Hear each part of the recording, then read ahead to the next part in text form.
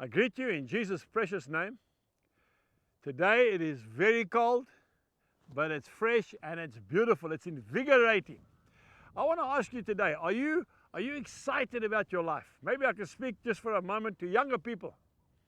What is your vision for the Lord? You say to me, Angus, I want to be a great preacher. I say, good, because we're short of preachers. But when are you going to start? See? I say to that young girl, what do you want to do? I want to nurse the sick. I want to be like Mother Teresa, like Florence Nightingale. I want to take care of the poor and the needy. Good. Wonderful. What about you, young man? I want to be a farmer. I want to feed the hungry. Okay? I want to take care of the hungry. Good. Now I want to ask you a question.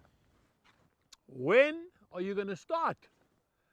That's right. Oh no, once I've been to university. No. You start today, and you start at home, and you start with your mother and your father and your brother and your sister. What do? Well, let's see what Jesus did. We go to John chapter 13 and verse 14. John chapter 13 and verse 14. If I then, your Lord and teacher, have washed your feet, you also ought to wash one another's feet. You need to start being faithful in little things. That's how God promotes you. You see, what we do is we want to help the whole world, but back at the ranch, excuse the pun, the wheels are coming off. You say you want to serve God, but you can't even look after your own family. So I'm saying to you, if you want to grow food to feed the masses, house it at home base. Start in your own home. And that's what Jesus did. He taught the disciples by washing their feet. This is God, folks. Washing their feet. Okay? You see, some men say that's beneath my dignity. I can't do that. I'm going to be a great preacher. I'm going to tell you, you're never going to be a great preacher. Okay? I asked some young guys, I want to be a preacher. I said, who are you preaching to at the moment? No one. I said, well, when are you going to start? Are you going to wait for Billy Graham to die and then you're going to start, are you? No. You start at school. That's right. You start in your home group. You start with your family. Okay? You start on the farm with your workers. That's how you start. And then from there, God takes that and He develops it and He multiplies it. Okay? You want to be a nurse. Why don't you start taking care of people down the road? You might have a squatter township just down the road. Why don't you go and start with them? No, well, I don't know what to do. Well, start. See, then God gives you the vision and then you build on that. You want to take care of children, go to the local nursery, or maybe there's an orphanage nearby you and go and offer your services.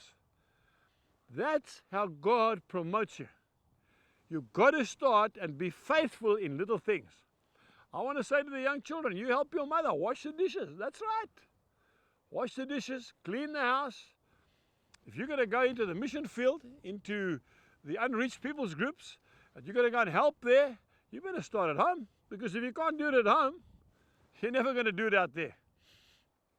I want to say to older folk, those maybe who have retired, not working anymore, you want to offer yourself for full-time service. That's wonderful. Start praying. You can pray for me, please. Put me on the top of your list. I need prayer. The effective, fervent prayer of a righteous man or woman availeth much. James chapter 5, verse 16. There's no such word as retirement in the Bible. What do? We take what we've got and we use it. Remember the little boy? He came to Jesus. He had 2 sardines, 5 barley loaves. He gave them to Jesus. Jesus took them, prayed over them, multiplied it, and fed 5,000 men, not including women and children. The Lord's not interested in your ability. He wants your availability. And it's got to start at home. You've got to start getting your life in order now so that you'll be ready when God calls you for the big things. So remember, don't be afraid to get your hands dirty. And I know it's a hard thing to be a Christian at home. That's where God wants you to start. Until next time, goodbye. We trust that you have been blessed by today's message. For more information, please visit angusbuchan.com.